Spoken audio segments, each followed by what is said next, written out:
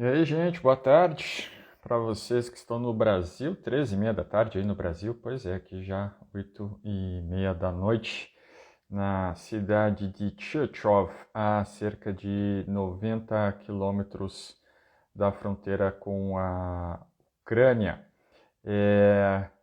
Chegando mais um dia, final de mais um dia da cobertura. Oi, tudo bem? Acho que você é aluno da capital, né? Que a gente bateu um papo hoje. Pois é, foi legal. Foi uma das atividades de hoje aqui.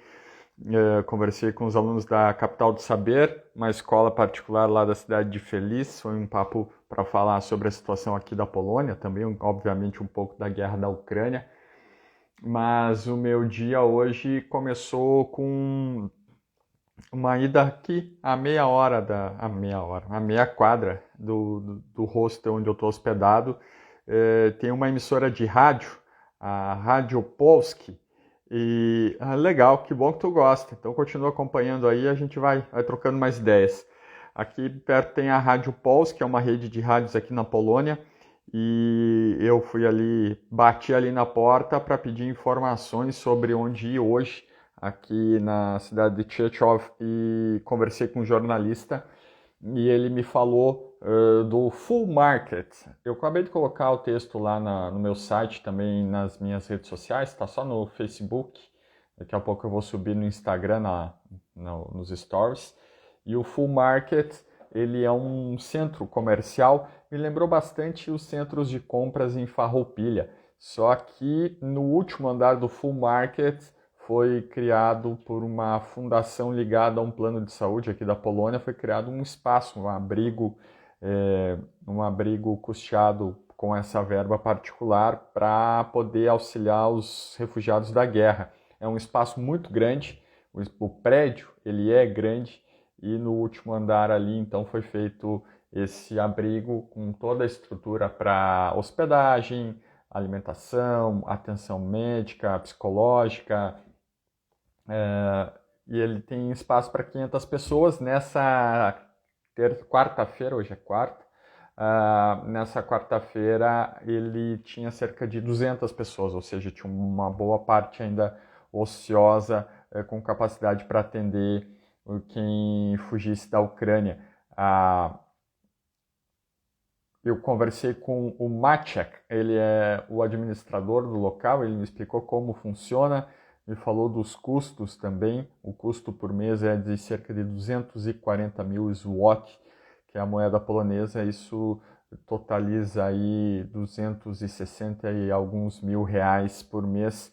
Ele me falou que não se sabe por quanto tempo será possível manter esse abrigo funcionando. Ele fica numa avenida muito grande aqui da cidade de Chechov, mas é uma das ações fundamentais para se auxiliar essas pessoas que por vezes não têm para onde ir. E como nas outras cidades por onde eu passei, tanto na Varsóvia quanto na Cracóvia, aqui também há uma estrutura de apoio na estação de trem. Mas como essa estação de trem ela é menor, obviamente pela cidade também ser menor, Chechov tem, se eu dei uma olhada de tarde, acho que é 170, 180 mil habitantes. A moeda, se eu não me engano, está valendo um real e alguma coisa. Ela é um pouco mais cara que o real.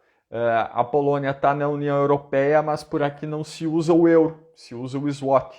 Ele, num português, é um Z mudo, zloty, com um Y no final. E os poloneses usam muito a moeda deles, não aderiram ainda ao euro, mas claro, você consegue usar o euro aqui, você consegue usar dólar aqui também.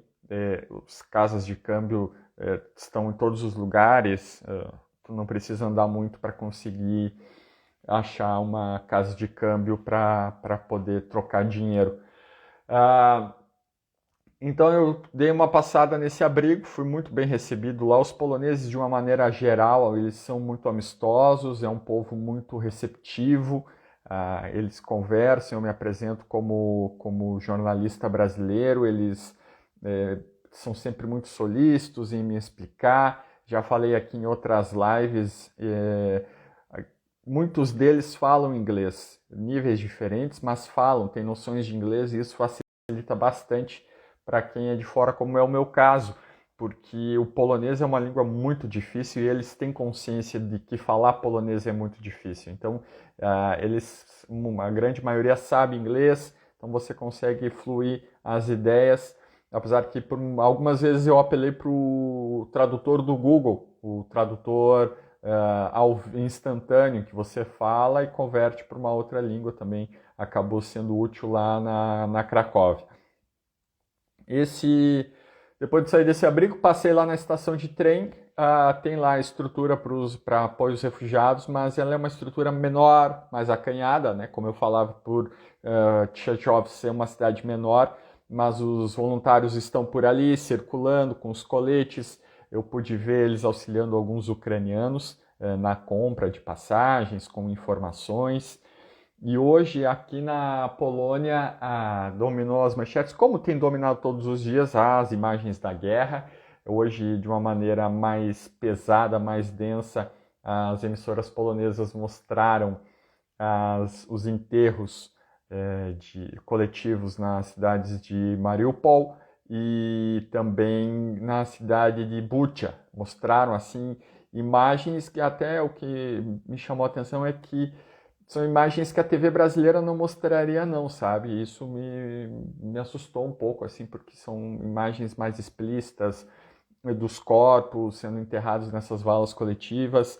E hoje também teve uma pauta bastante repercutida aqui, porque o presidente da Polônia, o Andrzej Duda, e o presidente da Lituânia foram a Kiev se encontrar com o Zelensky. Até na estação de trem hoje eu acabei encontrando uma emissora de TV, achei que era uma emissora polonesa, mas era uma emissora da Lituânia, um jornalista e um repórter cinematográfico circulando por aqui fazendo imagens, cobrindo também esse entorno da guerra e também abordando a questão da ida do presidente da Lituânia até a capital de Kiev. Tu usa o Google para falar com os ucranianos. Olha, os ucranianos que eu abordei aqui, eles falavam inglês, até muito bem, sabe? Até muito bem, assim, eles falavam inglês. Para você que está chegando agora aqui nas minhas redes sociais, o que acontece?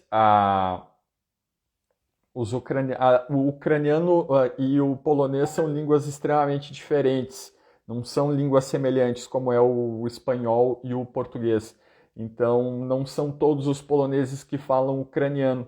Até quando a TV polonesa mostra entrevistas de ucranianos, do Zelensky e outras pessoas, dá para perceber que tem a tradução em cima, sabe? Tem a dublagem em cima, para que mais poloneses possam compreender o que está sendo dito na entrevista dos ucranianos.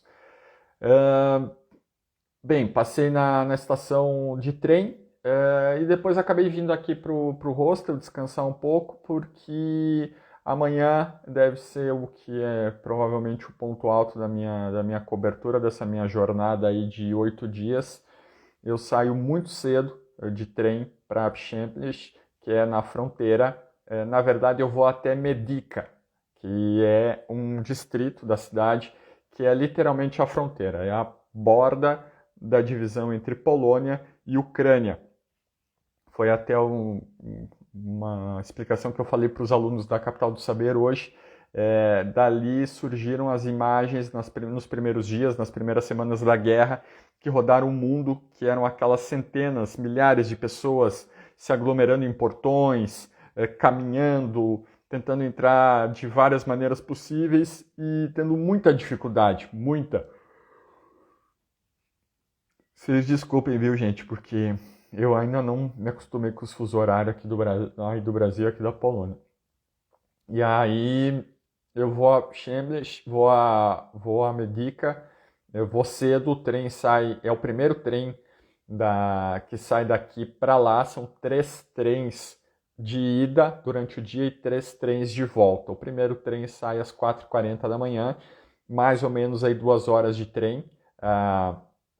Então eu chego pouco antes das 7 horas e volto no último trem, que se eu não me engano é 5, 6 horas da tarde, então são mais 2 horas para voltar até Churchov, e eu tô assim me sentindo um pouco incrédulo que tô conseguindo chegar até essa fronteira, né? Já comentei, eu acho que é importante, eu pensei, analisei, conversei com algumas pessoas para ver da viabilidade de ir até Lviv. É possível ir até Lviv a partir da fronteira, são cerca de 2 horas de trem. Lviv é a principal cidade da região oeste da Ucrânia. Até tem uma curiosidade que alguém me falou esses dias. Até a Primeira Guerra, Lviv, a parte de Lviv pertencia à Polônia. Ela mudou depois durante a Primeira Guerra. Então, Lviv, lá na Primeira Guerra, foi parte da Polônia. O Polônia perdeu esse território. Olha o pessoal do GAP aqui, que legal, bom ver vocês.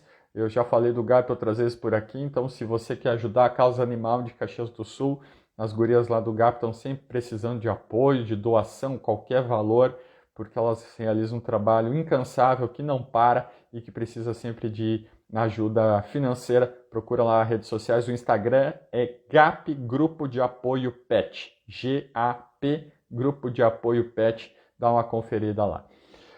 Vou a Medica, então, lá devo passar o dia todo para saber exatamente qual é a situação da fronteira nesse momento, porque o que se sabe é que ao longo dos últimos dias, semanas, o fluxo de entrada de imigrantes diminuiu consideravelmente, mas eles continuam entrando, porque eu, por exemplo, acabo vendo muito. Vi nas 3 cidades por onde eu passei. Vi na Varsóvia, vi na Cracóvia e vi agora aqui em Chechov. Os ucranianos continuam chegando. Ao mesmo tempo que os ucranianos continuam entrando na Polônia, alguns deles têm voltado. Né? Presenciei uma situação aqui que eu contei ontem. Se você não viu, vale a pena. Procura lá os destaques do Story. Tem 2 destaques da cobertura desde que eu cheguei aqui, já preenchi o primeiro. Nunca imaginei que fosse fazer um negócio desse, mas vale a pena lá conferir os 2 destaques da cobertura aqui na Polônia. Então, esses ucranianos, eles estão voltando por várias razões, por vários motivos. Eles voltam para esse reagrupamento familiar. O marido, o pai, o irmão ficou na Ucrânia, não pode sair em decorrência da lei marcial, em vigência na guerra. Homens de 18 a 60 anos não podem sair. E eles voltam por outros motivos, para tentar resgatar algum objeto que deixaram na casa, resgatar algum documento e para depois retornar para fora da Ucrânia. Isso tem sido a principal tônica. Há também aqueles ucranianos que simplesmente querem voltar para casa, né? Que não querem ficar fora do seu país. Hoje, nesse abrigo aqui na cidade, o administrador me contou que durante muitas vezes ocorreram muitas situações de homens que conseguiram sair da Ucrânia, vir até a Polônia com a sua família, deixou a família instalada com um mínimo de conforto e depois acabaram retornando para lutar na guerra. Ou seja, saíram, foram para o exterior, instalaram e voltaram, porque o ucraniano está sendo muito tomado por esse sentimento de defesa da sua pátria, né? Uma curiosidade sobre aqui a cidade onde eu tô. Isso quem me contou foi a recepcionista aqui do hostel.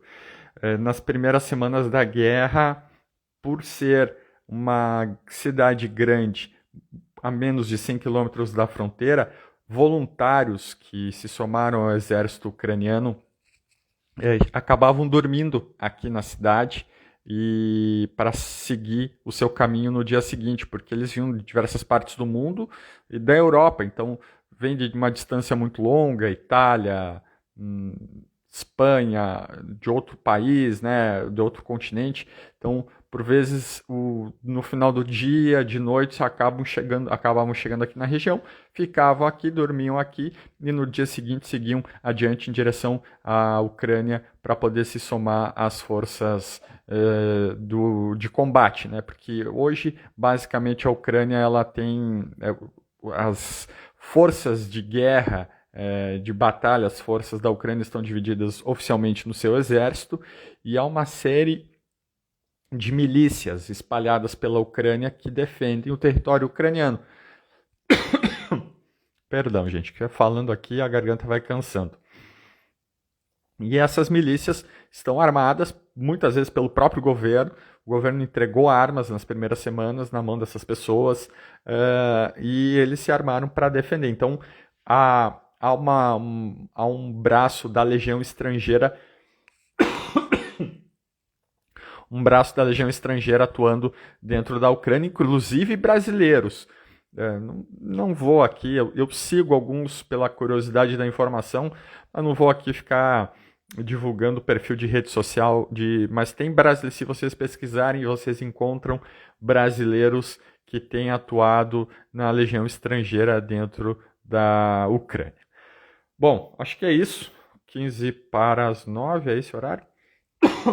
15 para as 9 da noite aqui na Polônia. Eu vou encerrando a live de hoje por aqui. E fica o convite amanhã, mais do que nunca, para vocês me acompanharem, trazendo os destaques, as informações, os detalhes lá da fronteira com a Ucrânia, para saber como é que está funcionando a situação por lá, passados aí quase 50 dias do início da guerra, tá certo? Muito obrigado. Se vocês gostam do conteúdo, compartilha, convida o pessoal para me acompanhar, vai ser um prazer bater esse papo. Amanhã eu tenho mais uma palestra online com uma escola de Bento Gonçalves, vai ser muito legal falar com a gurizada, com a moçada, sobre o que eu tenho visto aqui, sobre o contexto de momento. Então é isso, me segue aqui no Instagram, no Twitter, @NandoLevinsky, lá no meu Facebook, e tem também o meu site, fernandolevinsky.com.br. Valeu, gente. Para vocês aí no Brasil, uma excelente tarde. A gente volta a se falar amanhã. Tchau.